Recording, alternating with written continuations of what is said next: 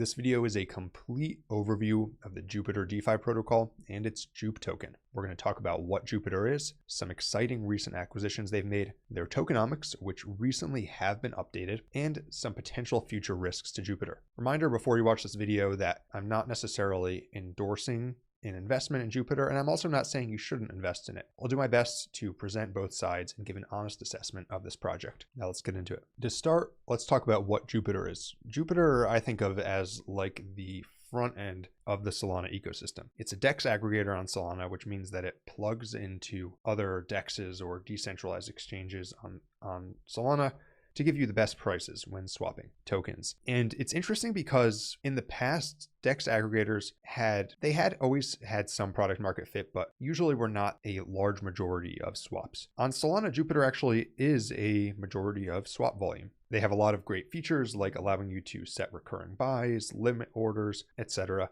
And not only that, they also have a perps platform. So in addition to being the largest DEX aggregator on Solana, Jupiter is also the largest perps platform where you can long and short Sol, ETH, and BTC. And if you look at the stats for Jupiter, it's had some astounding growth recently. To start, if we look at the perps platform, which is where the TVL is on the DEX aggregator, there's actually no deposits, and we can see that that's grown to nearly $3 billion in TVL since being launched. And I suspect part of the reason is that the yield is actually quite good on this. If you provide liquidity to perp traders on Jupiter, you can earn 63% APY at the moment. And that's with exposure solely to what I would consider to be blue chip assets, Sol, ETH, and BTC, and stablecoins. Now, there is smart contract risk. There is some risk of JLP going down in the event that traders are disproportionately winning. But overall, it's actually been one of the best volatility adjusted crypto assets over the past year or more. And not only that, you also have other stats on Jupiter are looking extraordinary. If you look at DEX aggregator volume, for example, you can see that this month, January, was the best month ever by far, even surpassing when meme coins were, I would say, much hotter, for example, in November. Now, this month is in part because of the launch of Trump token, but you can see this steady trend over the past year and a half where volume has been increasing. And in fact, Jupiter is now the largest DEX aggregator by quite a bit over the past 7 days, processing over $85 billion in volume, with the next largest aggregator being OKX DEX with $9 billion in volume, and then 1inch with $2.7 billion. So Jupiter is really in a league of its own as far as DEX aggregators. And if you look at the actual volume on Solana, past 7 days, $100 billion, you can see that over 85% of volume on Solana is actually being routed through Jupiter.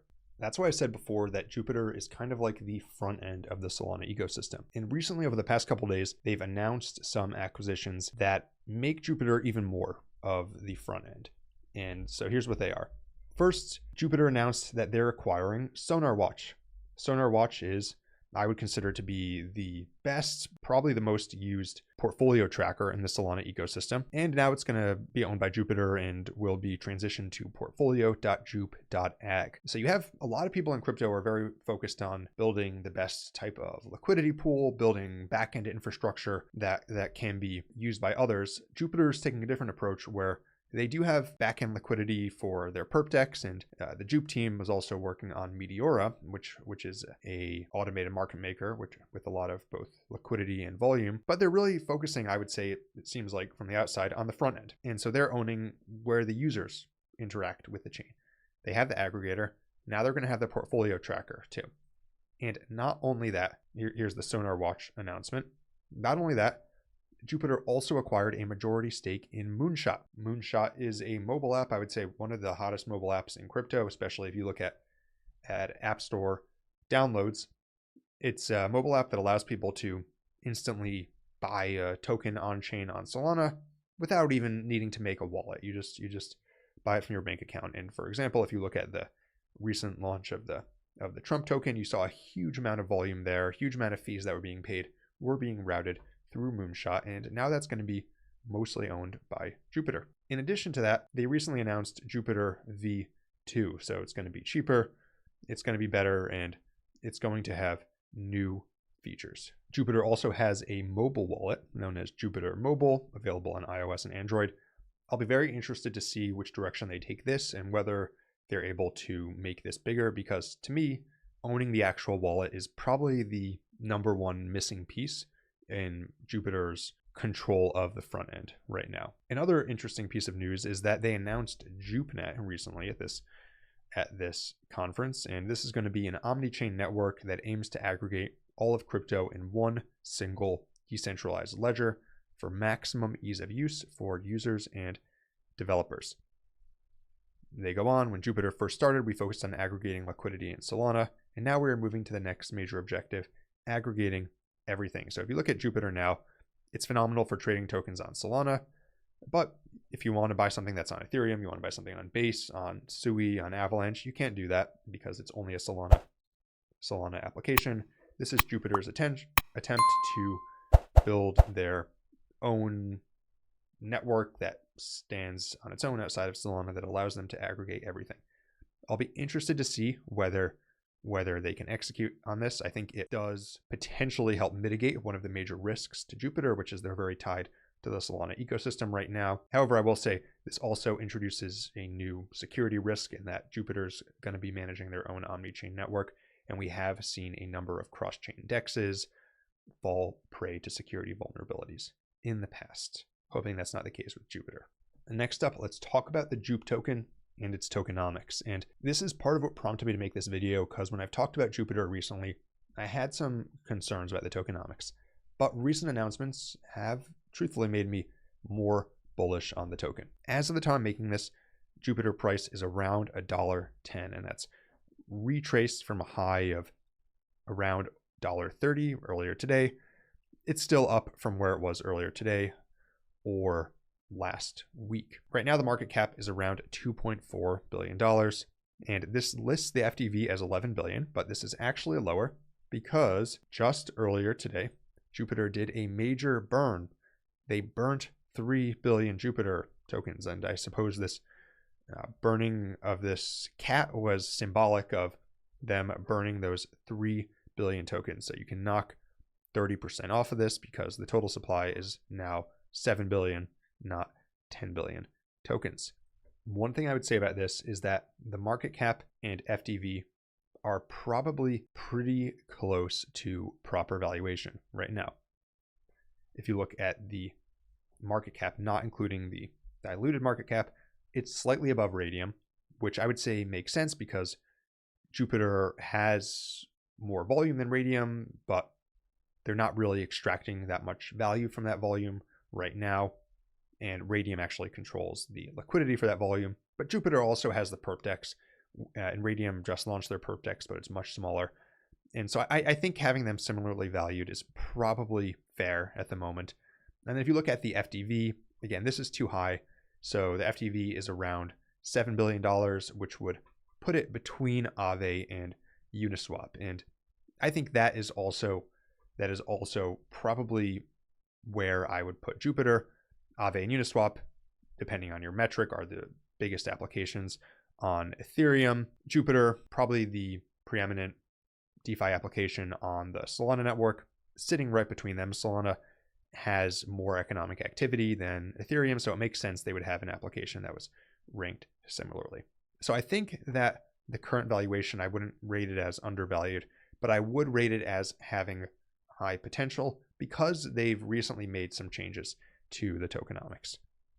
So in addition to the 30% burn, they announced that 50% of Jupiter Exchange protocol fees will now go towards JUP buybacks.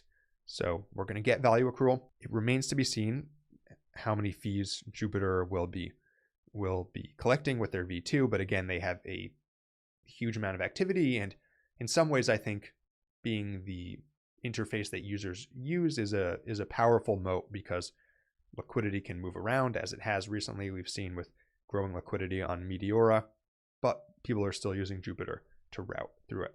Additionally, Jupiter's recent second airdrop, a year after their first airdrop, they're calling it Jupuary, rewarded stakers. Stakers of JUP received a second airdrop, and additionally, if they were voting, and if they never unstaked their JUP from when they originally staked it, they got bonus airdrops. So you actually had people who own JUP were able to have a hand in that inflation and basically increase the amount of JUP they had, maybe even increase their proportion of the total JUP that they owned simply by staking and voting continuously. As far as unlocks, there are some upcoming unlocks to be aware of. Some stakeholders have an unlock starting in February, and then the team also starts to unlock then as well, with a linear unlock going out several years. To wrap things up, I'm going to talk about the risks and opportunities for Jupiter. First, let's talk about the opportunities. I would consider there to be two opportunities here. First is, Jupiter is the front end of Solana at the moment. They've now got SonarWatch as well, and they have a majority stake in Moonshot. So really a huge portion of people that are interfacing with Solana are doing so through Jupiter.